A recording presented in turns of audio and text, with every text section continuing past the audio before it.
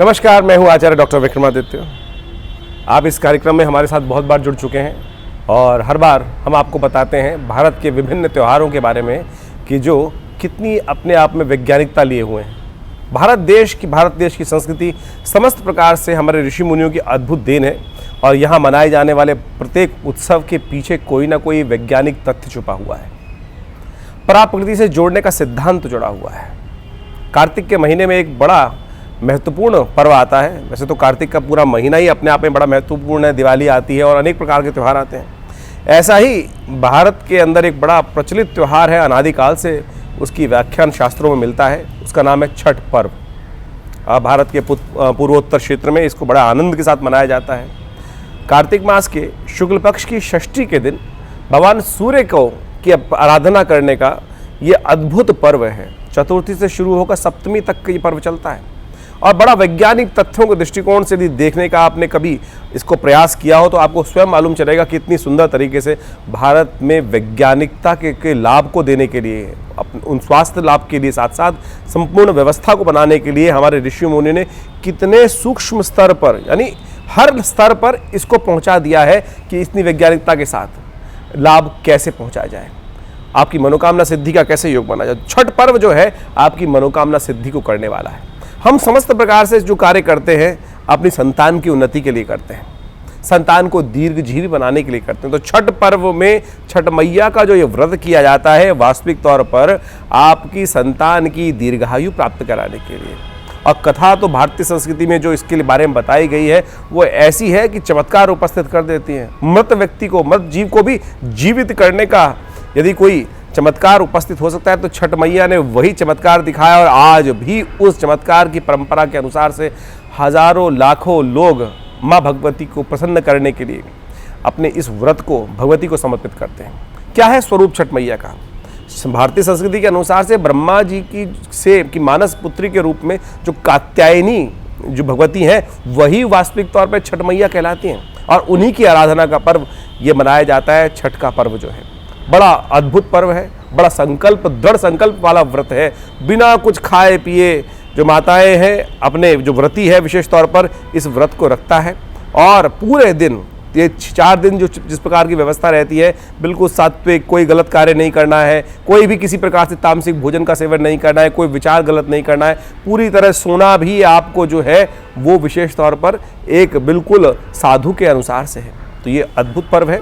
इसको मनाने के बड़े बड़े शास्त्र में जो लाभ लिखे हैं स्वास्थ्य के दृष्टिकोण से, देखिए आप भगवान सूर्य को जब दर्शन करते हैं तो कहा जाता है कि बड़े बड़े लोगों ने इसका लाभ लिया है। जब हमारे यहाँ कर्ण हुए जिनको सूर्यपुत्र कहा जाता था, मैं बहुत ज़्यादा गहन कथा में जाऊँ उससे पहले ये बात समझ लीजिए कि भगवान सूर्य का दर्शन करने बिना वो कुछ भोजन ग्रहण नहीं करते थे।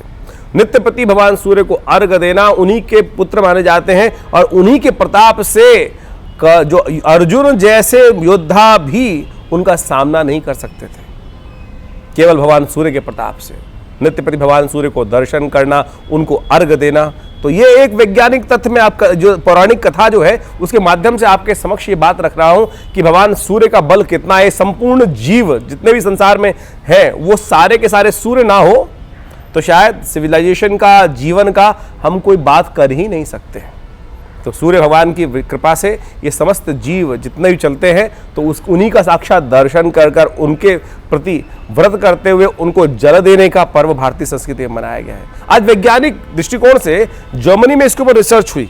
जर्मनी में एक साइंटिस्ट ने रिसर्च करी कि जिस प्रकार से हम भगवान सूर्य को ऊपर से जो जल देते हैं, लोटे में जल भरकर जिस प्रकार से डाला जाता है, उससे क्या होता है कि भगवान सूर्य का दर्शन उस जल के बीच में हो जाता है। जो पराबैंगनी जो किरणें हैं उस पानी से निकलकर जब आपके शरीर पर पड़ती हैं तो वो आपकी विभिन्न बीमारियों को दूर करती हैं और साथ साथ आपको आयुष जो कहा जाता है ना, भगवान के दर्शन से आयुष प्राप्त होती है, वो वास्तविक तौर पे वो किरणें जो हैं आपको अद्भुत प्रकार से कल्याण चमत्कार उपस्थित करने का काम करती हैं। तो ये अद्भुत पर्व है, छठ मैया का पर्व है। जिस प्रकार से मनाया जाता है वो मैंने आपके समक्ष विभिन्न सीरीज़ में हम आपको बताने वाले हैं। तो इस सीरीज़ में इस वैज्ञानिक तथ्य को समझें, क्या क्या सावधानी रखनी चाहिए। सबसे पहली सावधानी जो है, क्योंकि व्रत रखने से पहले आपको अपने आप को तैयार भी करना है, तो मैं आपको बताऊं, कथा तो मैंने आपको समझा दी, उसके अनेक अनेक प्रकार के लाभ भी बता दिए, लेकिन सबसे पहले आप ये सोच लीजिए कि करने से पहले क्या क्या आपको संकल्पबद्ध होना है। सबसे पहले तो ये सोच लीजिए कि आपको पूर्ण सात्विक भोजन का आहार करना है। विचार, मनसा, वाचा, कर्मणा, तीनों प्रकार से अपने आप को सात्विक रखते हुए 4 दिन का ये जो व्रत का पालन करना है, सात्विक भोजन ग्रहण करना है। पूरे दिन निर्जल रहते हुए, यानी आपका पानी, भोजन छोड़ दीजिए, पानी भी नहीं ग्रहण करना है, और जो भी मिले पूरे परिवार को उसका साथ देना है। कहा जाता है पूरे परिवार में संपूर्ण प्रकार से, क्या होता है कि एक आदमी तो व्रत रख रहा है, बाकी सब लोग पार्टी कर रहे हैं, ऐसा नहीं है।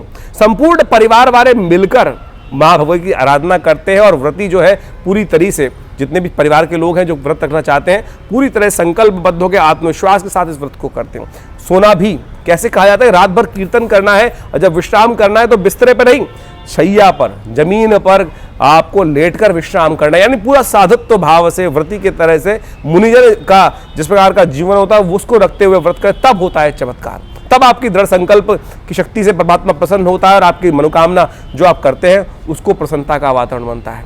तो इसलिए कोशिश करें, इस व्रत को आनंद के साथ करने का प्रयास करें, आपके जीवन में चमत्कार अवश्य उपस्थित होगा।